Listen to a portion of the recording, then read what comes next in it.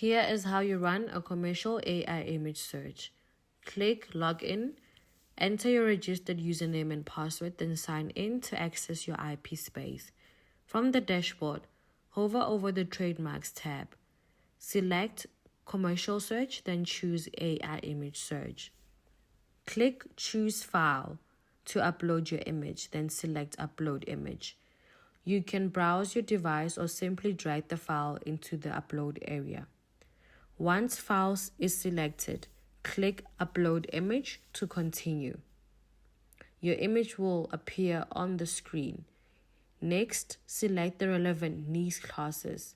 You may choose from a single class up to all 45 classes and select Search to proceed.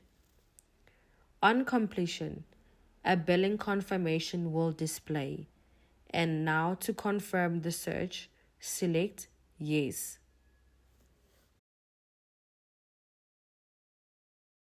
From the search results, select the relevant applications using the checkboxes.